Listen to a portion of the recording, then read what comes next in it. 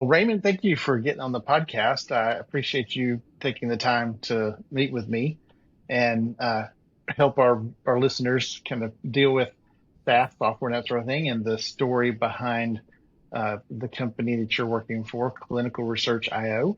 And let's just start there. Why don't you tell me a little bit about clinical research and what they do, what it's all about, and sort of your involvement? Yeah, so we call it CRIO, CRIO, and our URL is clinicalresearch.io. When we started the company in 2015, obviously .com, .gov, .edu was taken. .io was kind of the hot new domain, so we grabbed clinicalresearch.io. But I'm the co-founder of CRIO. We started in 2015. I currently serve as co-CEO, so I've been able to stay on in a leadership position, even as we transitioned last year to private equity ownership. CRIO is a software SaaS company in the clinical trial space. We make software that facilitates data collection and workflow efficiency for clinical research investigators performing clinical trials, mainly pharmaceutical trials, phase two, phase three, phase four. Okay. So, uh, who is I guess, your primary clients in this case? Is it hospitals or doctor clinics and that sort of thing? What's that? So, yeah, our historical client base is clinical research sites. My background before starting CRIO is I used to own and operate a clinical research site. And the Okay. clinical research site is simply a physical location where clinical research is conducted. It can be a physician's practice. It can also be increasingly popular models, just a freestanding research site. Like that's all they do. So you don't go there for care. You don't have a doctor-patient relationship. You go there to participate as a subject volunteer in any number of clinical trials. And then there are hybrid models where, for instance, there might be a healthcare system or a community practice or a network of physicians, and they may partner with an operator who performs clinical research site on their behalf. So it'll look like your doctor's clinical research practice on the side, but because clinical research is so distinct from healthcare in terms of the processes and workflows, a lot of physicians, I think, are better served partnering with operators. So you could think of that as a BPO, business process outsourcing model. That's becoming increasingly popular in the clinical research space. Okay. So how did this come about? It sounds like you were already in this space, and what was the impetus of Creo? Yeah, so I lived. So when I started, when I went into running a clinical research site, I didn't expect to end up in the software business, but I discovered pretty quickly how antiquated the processes are. So while pharmaceutical sponsors, have historically had pretty large budgets for technology, research sites have not. And so one of the biggest challenges among research sites is how do you collect the data required for a clinical trial protocol? And to provide some context, every study is governed by a protocol, which is, basically how the study is to be conducted, what data is to be collected. That's a 100-page document. They're incredibly complex. And they basically state that over the course of 2 years, a participant will have to conduct 5 visits, 10 visits, 20 visits. And every single visit is a very specific set of procedures that need to be done in a certain sequence, in a certain manner. And it gets incredibly complicated. And the traditional way that sites have collected this data is using Microsoft Word templates. So they will sit there and read the protocol and translate it into literally hundreds of pages, 10 or 15 pages for one visit of just a template to capture all the instructions and things that they need to do to collect it. And then they're standing there by the copier when the patient walks in and literally by the printer and collecting the pieces of paper as they come out, putting them in a three-ring binder, walking into the patient room and literally writing it down on pen and paper. And then they're transcribing that data afterwards to the sponsor's software system called EDC, Electronic Data Capture System, which allows the sponsor to collect in digital format. And then, of course, the CROs that oversee the trial on behalf of the sponsors will literally come on site to the research site and sit there with a stack of binders this big and look at the data in the EDC system and make sure that it was properly entered and the data was correctly captured. So you can see how inefficient this process is. So when we started CRIO in 2015, our very first product that we built, and is still our flagship product, is called Electronic Source. It allows the research sites to design and configure their own source templates electronically, and then capture it on electronically while the patient is in the room in a contemporaneous manner. So all the data quality goes up significantly. You can think of it as an EHR, but specialized for purposes of clinical research. And what enabled us to launch that model was by 2016, EHR had become mainstream at that point. The SaaS model had become mainstream. The cost of developing and delivering software had become significantly lower price. So we were able to develop a product that could fit the lower price point of the clinical research sites. And since then, we've scaled and become the number one provider of eSource in clinical research in the United States and abroad. We're present over close to 28 countries, a couple thousand research sites. There are studies where, within the US, we might be 30, 40% of the sites are using our software to collect data on the clinical trials. So that's been our journey today. And now we're transitioning to, or we're complementing our research site sales channel with an offering for sponsors, because if I'm a pharmaceutical sponsor, I'm much better off having the sites on my trial use the CRIO eSource to collect data than I am having them collect data on paper and having all kinds of protocol deviations and quality issues, right? And so we have developed a new offering for pharma companies that basically allows them to offer this to the sites on their trial and then provide a template that they can design and control centrally with our support and assistance, so that the sites get not only our software, but they also get a pre-built study template, so they don't have the burden of having to interpret the protocol and build these complex templates with all these edit checks and alerts, which they still have to do regardless, right? Whether it's on paper or eSource, they still have about 20 or 30 hours of human labor involved in building that template. Well, let's create a centralized template that just, makes the data quality uniform, provided to the site and said, okay, it's up to you, but we strongly encourage you to use that, because if you use that, everybody benefits. And so that's our latest offering, and that's why I think there'll be significant growth going forward. That's pretty neat. So that makes I guess, standardization a little easier as well for someone who's, I guess, the sponsoring the study and saying, I'm wanting these parameters to be met. Absolutely. Absolutely. So if you're a pharmaceutical sponsor, your data integrity relies on the sites collecting the data the proper way. So now imagine a world where you can give them a tool that ensures, makes it pretty much error proof, right? Dummy proof. It reduces all the quality issues. It allows you to see in real time what exactly is going on. It allows you to see the data in real time, as opposed to waiting for a human being to literally book a flight, go on site and look at a stack of paper charts and figure out, what the problems were. Now you can get ahead of the curve. Not only that, but because we're collecting electronically, remember, the sites still have the burden of entering the data into the EDC system. Well, we have the ability now to integrate with those EDC systems. So if a sponsor uses our template, we can now pre-map the data fields to the EDC system and facilitate much faster data entry on the part of the site. So we also provide that additional benefit. Right. I mean, decreasing labor cost stakes, there's a lot of advantages there. That's really a Huge. great process. That's Yeah. fantastic. Yeah. So when you let's go back to kind of how it came about. You were basically kind of scratching your own itch in a way. You saw the gap and the problem that was existing, and this is something that you were co-founded, right? You and someone Correct. else were basically fixing.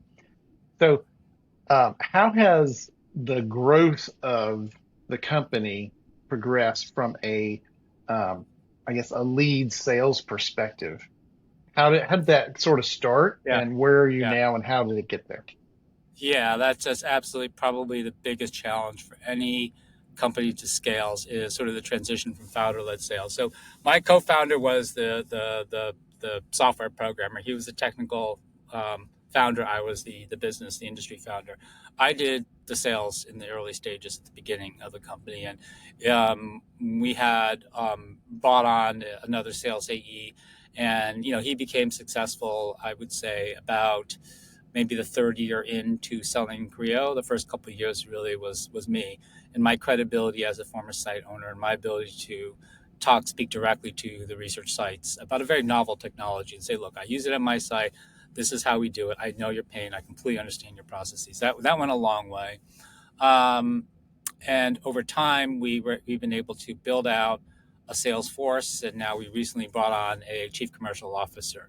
But I will say it is a very tough transition to do because, on the one hand, as a founder, you've got a lot of things on your plate, and the traditional wisdom is, hey, go out and get a professional salesperson, who knows how to scale a sales team. Well, okay, but if you bring that person on too early, one of the things that a founder can do that professional salesperson can't do is, as a founder, I wasn't just selling the product. Every conversation I had with a prospect was also a discovery call, right? I was learning what their needs are. And I had the advantage of saying, oh, you know what? We have a product to develop, and I missed that sale because we were missing this feature. I could in real time get actual feedback, and that could come back and inform both the development of the product, but also I could conceptualize not just the software component of it, but also some of the processes around it. Because people think, oh, it's just software, like, it should work out of the box. Well, yes, it does, but you not only have to give people software, but you also have to kind of think about how the software fits into a larger workflow. So part of the challenge of software sales is you've got to deliver to your customers not just the software, but articulate the process surrounding it. What processes change? What processes do you do now? How do you convert over to it? What is the SOP? In this industry, SOPs are very important. So what are the draft SOPs that you could write that you could provide your clients to get them up the learning curve? So those conversations were critical in terms of iterating on both the product and what I call kind of the delivery mechanism, which is the product itself, but also how we deliver it, how we implement it, how we educate the clients, how we position them, how we anticipate the challenges that they'll have in making the transition, right? All of that is critical. And so, you've got it as a founder. I don't think you can outsource sales too early, because you bring someone else in, they may know sales, and they're going to know sales way better than you, but they won't know the industry, they won't know the product, and they won't have that kind of product vision that you as an entrepreneur bring to the table. So that's the kind of tricky part, right? Now, when you get to the point where I think the product and the process and the delivery is mature, you've got it down. Now you've got established brand. People know you. You don't have to sit there and go back to the drawing board. You're not winging it every single time, right? And it's now things are stabilized. Then you can bring on a professional salesperson, a professional CCO to kind of lead and scale the sales team. So in the beginning, what was your method for getting, the top of the funnel, the leads itself? Yeah. Was it referral only? What did you No, I advertise? What did y'all do? well, so this was new to the world. So I Hmm. would say trade shows were the most successful. This is an industry that's big on trade shows. We did a lot of email blasts, and personally, we did a lot of cold calling. I did a lot of cold calls. I'm not sure if cold calls are as effective now as they used to be. We stopped cold calling, and in 2020, we stopped making cold calls. But back in 2016, I think people still pick up the phone. And so I was actually personally doing the cold calls. I mean, that was critical because I could at least break through the clutter and not be just your typical telemarketer. I was a fellow site owner. So I had ways of, advantages, right, of doing that. The good thing about a niche B2B industry like this is that once we got a critical mass of sites using our software, then the word of mouth took off. So when we started, we commercialized, we operationalized software in 2016. 2017 was our first year, full year of sales. 95% of the sales came from these top of funnel lead generation activities. That was 2017. By 2021, 2/3 of our sales were word of mouth. They came to us. And maybe Wow. 10% was outreach. And the balance was people who found us online, put a demo request in. And so we just coded it in our sales system as found us online. Now, I bet a significant number of people heard about us and knew about us and Googled us and found us and put the demo request in. But you're busy, you don't have time to really interrogate people about that. So I'm going to go out on a limb and say 2021, 90% of our sales were strictly referrals.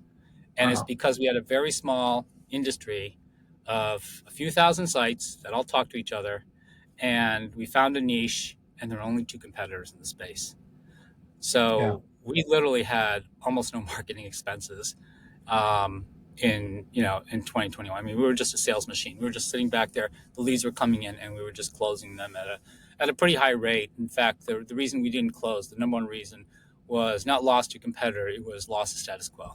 They just didn't want to make the jump. Right. Well, to quote Steve Jobs, a great product is the best marketing. So your product must be really good. I like to think so. I mean, we put a lot of thought and effort into the product, and the UX was absolutely critical differentiator for us. So we had professional UX from day one, and that just nobody says your UX is great. They say, "Oh, your product looks so easy to use," and the first thing customers say is it just looks easy to use. They don't talk about the features. They just say it just looks easy to use.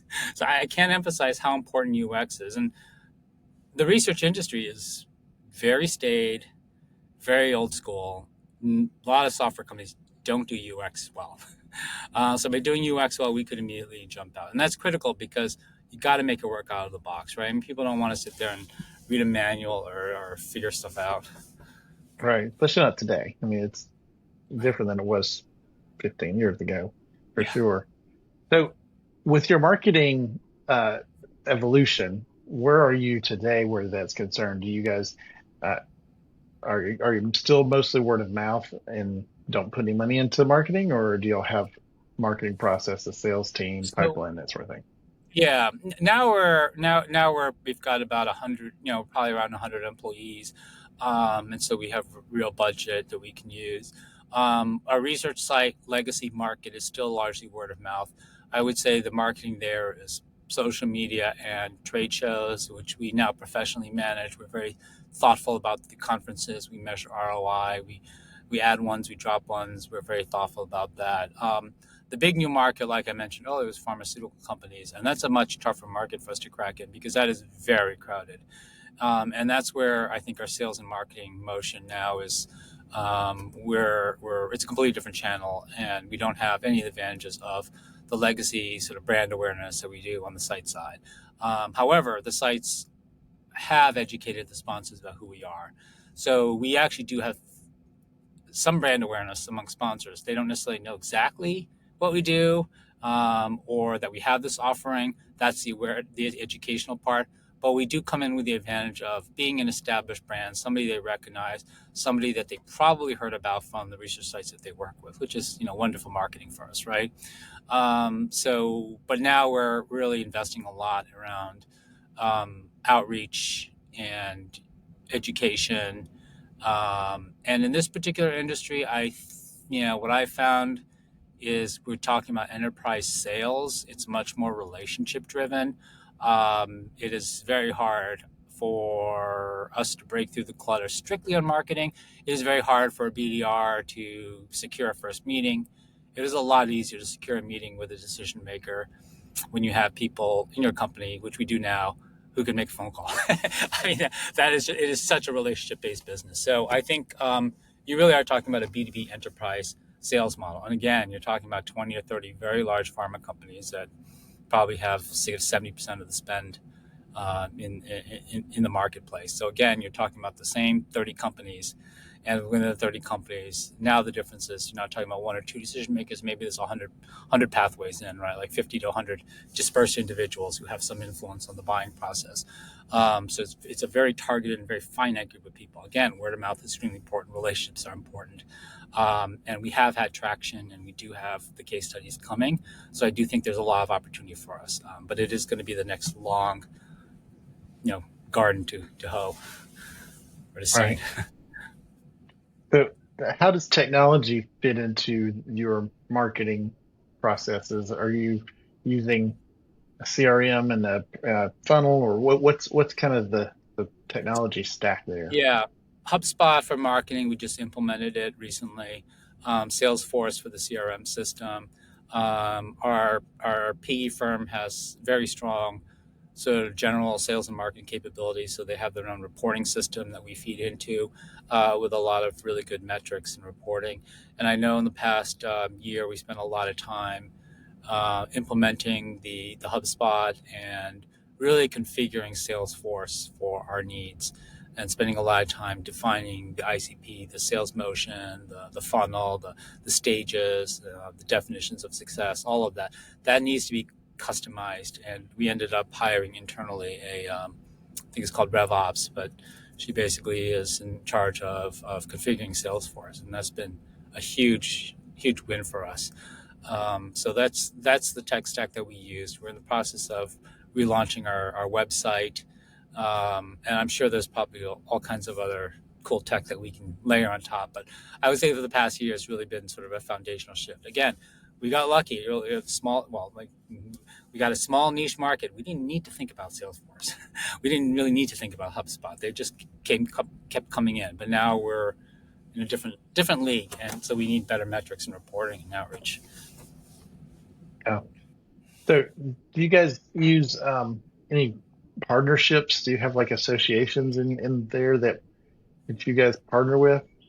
Yeah, trade shows and conferences are an extremely important part of the business here. And so, just on the like we do on the sites on the sponsor side, we know what conferences we need to attend. We know where we need to have an active presence. We know where we want to invest and become not just an exhibitor, but also maybe in some cases a sponsor. We want to know where we want to invest in terms of getting a webinar or getting in front of people. So there's definitely, and then of course there's nonprofit associations, and we have a leadership team that is active in many of those um, nonprofit associations. And then we recently expanded our reach with the formation of what we call the Catalyst Council. It's essentially a group of very experienced executives in the pharma space who understand our product and are very forward thinking, and we're leveraging their expertise to figure out how we can best evangelize the industry. So um, again, I feel like it's very much a relationship type of business, Mhm. and that will get you a foot in the door, and that will get you an audience. Um, the good news is we do have at least one very large client and one very large successful clinical trial we've deployed this model on, and that will go a long way because you might get the one pilot, but a lot of companies weren't able to scale after the one pilot because they didn't deliver on the pilot. But we were able to deliver good results. So I'm confident that, I'm hoping and I'm confident that we can expand that existing relationship, and that can also, catalyze other companies to give us a chance. Yeah, it makes sense to be on that, you know, to have your product be as early in the process. I think as possible makes sense. Um, as a founder, how much do you find yourself being involved in the marketing and the sales side of it? Are you able to step out, or you, because that's one of the things we found is that uh, founders have trouble kind of unplugging from some of that, which is sort of the what we're talking about here today is how do you make that transition, if you will, the the weeds of the business and being kind of a leader. It's been a process. I mean, and it doesn't happen overnight. As the company got bigger, a lot of it is just having more resources. So maybe just a few years ago, I think as of 2020, I think I was still doing the books in QuickBooks. I was effectively de facto the CFO, and I was basically had my hands in everything. But over time, we've been able to expand and professionalize a lot of the functions, and some functions very happy for me to step away from, and that would include marketing. I mean, I we have a marketing group, and I basically say, okay, what conferences should I go to? Where can I add the most value? So we have, and we also have a co-CEO arrangement, which is a little unusual, but that's worked out well. Um, the way I see it is, what am I really good at, and where can I add value? And I think what I'm really good at and where I can add value is sort of in the product vision and the continued innovation that we're doing into the product, and articulating that and evangelizing that to the industry. So that's where I really want to focus and leverage on. And that's essentially what my role is now. So I appreciate the fact that there are people who are really good at functions that I'm not going to be good at, have no desire to be excellent at, who are, running those. I mean, that's a godsend. And I will tell you, my personal work-life balance has improved significantly from the earlier days. So it is a mind shift change. I think the biggest advice I would give founders is, at some point in your company's evolution, you'll probably sell the company or have private equity or a strategic owner or something, but there's going to be some event where you're no longer calling the shots. And at some point, you have to decide, what do you want to optimize for? When we did the private equity sale, I said, okay, I'm going to optimize for one thing and one thing only. I want the maximum return on the shares that I'm rolling in. I want to maximize my wealth because at that point, now I'm putting myself in the aligning myself with the interests of the shareholders, right? And so when I say, okay, what is in the best interest of shareholders, using that as a lens, what is my best role? How can I fit into this puzzle? What can I focus on that best maximizes the value of my shares, right? So that's very helpful to figure out as a founder, what do you really want? Do you really want control? Do you want the prestige of being founder? What exactly do you want, right? Um, and if you say, okay, I want to maximize my wealth, okay, because it's very hard to get to the position I'm at, and this is what probably my one shot, right? So I want to maximize what I've got. Then I think it makes all the other decisions easier from that first decision. Right. It makes sense. Do you find yourself ever kind of getting sucked back in? Sometimes there are situations where I feel like I do have a perspective and deeper understanding of the product, and I can sort of have enough pattern recognition where I say, I think I'm going to go deeper and investigate this. And we do have a hierarchy, a corporate structure. I do have to remind myself, okay, we're not a startup. I can't just go grab somebody and go off in a corner and brainstorm things. There's a change management process. There is a structure. So I have to remind myself of that. But there are definitely situations where I feel like I can, and if I feel like there's an area where my inserting myself would lead to a better outcome, I will do so. And I think for the most part, people recognize that. I think, and so I think people understand that, and I think people do understand. At the end of the day, I'm doing everything strictly from the motive of doing the best thing for CRIO, right? I think that's critical. Again, it's nothing to do about credit or ego. I mean, just like, what am I in it for? I'm in it to maximize success of CRIO, and I'm pretty open about that. So I think if people recognize that, then I think, people are willing to work with you as a founder and recognize the skills that you do have.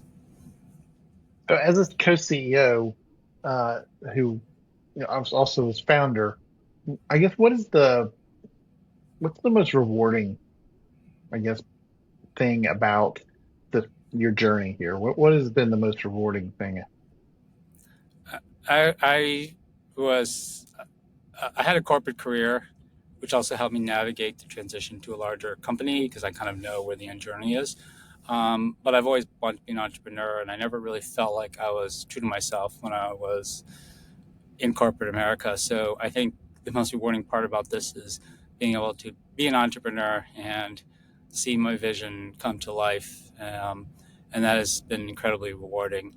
Right now, my current position, what I find most rewarding is bringing innovative solutions that add value to the industry. I'd say that's the first thing that really makes me excited.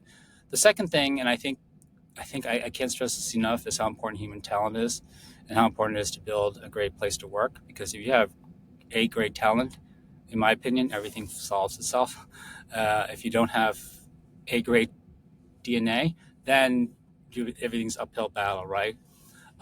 So I take tremendous satisfaction in building a culture where people want to work at CRIO and seeing people progress through the ranks and develop responsibility and really develop and grow professionally. That's been incredibly rewarding. And I think you have to have that perspective because if you build a great team and you build a great place that people want to work for, like just your life is so much easier.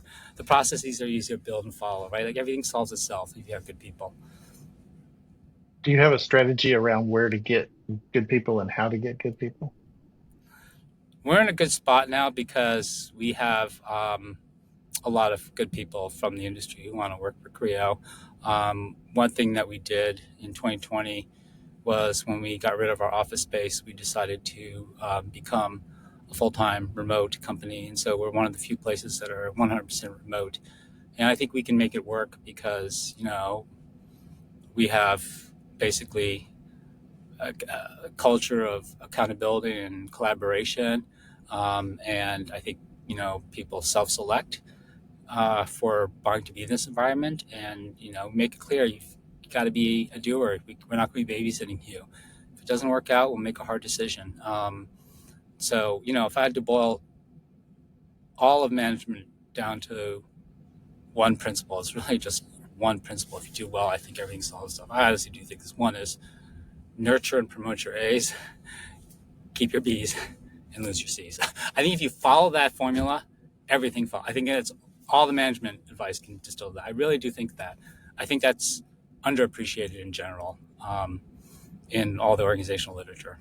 Yeah. So it being remote, there's obviously um, systems involved, and what would be, I guess, your some of your metrics that you would most rely on, not just from a talent perspective, but from a marketing and business perspective? Are there some, I guess, if you're talking to another company that's a co-CEO type of situation or a CEO situation, what would you tell them? Hey, these are the things I look at probably daily, maybe just weekly, but I like to look at things monthly because I don't like to sweat. I don't like to look at things. I don't. It's like the stock market, you know. It's the long term that counts. So for me, it's monthly and quarterly. That's how I look at things. We have extensive reporting, and I give credit to the private equity firm. They're sophisticated and they like data, and I like data. And so we've developed a monthly reporting rhythm that has all kinds of KPIs by department, and some of them are your standard ones around sale. The sales ones, it's going to be leads, conversions, some type of outreach activity, pipeline. Those are standard stuff. And then financial metrics, there's certain standard stuff like besides revenue, EBITDA, but NRR and growth and customer retention. There's certain standard ones, but then each department gets to select the ones that are important to them. So, our being a software company, we have extensive metrics around, speed of deployment, the number of bugs that we introduce, the criticality of the bugs, timeliness of delivery. We do NPS. We have a lot of customer sat, scores, but we have a good amount of freedom to pick and choose the types of KPIs that we believe in. So it's quite extensive. I mean, I don't necessarily believe there's only like one or two metrics that count. I think you do benefit from ex- more metrics yeah. that are meaningful. Yeah. What I found just having interviewed different people, um, it seems like everybody has their own sort of pet ones that they know that they're looking at. Um, but from an all remote, that's an unusual situation. I know it's more today than it used to be, but it's still uh, a little bit of a rarity to be a 100% remote company. How do you measure the people in the organization from that accountability and deliverability perspective? We have to have pretty regular performance like evaluations, essentially feedback on a regular cadence. So there's a performance management system that we use where I think there's a 90-day and I believe a 6 month for new employees, and then every year there's a formal performance assessment done annually, and then one at the 6 month mark, and then we define competencies for every. I mean, it's not a trivial amount of work. I mean, for every role we define the role and we define the competencies, and then we can say this is how you're tracking with the competencies, and it depends on having. You may have to have good managers, so you have to have good leadership at the top. You have to have good managers at the next level. It has to cascade downward. The managers have to truly care about the performance and mentoring and cultivating the next generation of leadership, which I think we're blessed. I think we've got a great management team that really does care. So I think the quality of the management is critical, and their commitment to the process. And then the employees can feel it. They can sense it. And when you have a critical mass of people that are self motivated, self driven, that they care about the company, there's almost like a self policing mechanism, right? Like if somebody is not performing, it hurts their team members, and people pick up on that, right? And so when you have to make a hard decision, it's usually not a surprise. No one's just say, "Oh my gosh, I can't." Like people know, right? Right. Usually, people know before you do, as a manager. And so I think that's key is building that critical mass of culture, and then it sort of feeds on itself. And then so that it does take work though. Yeah. Yeah, definitely. Okay, so one last kind of question, if you don't mind.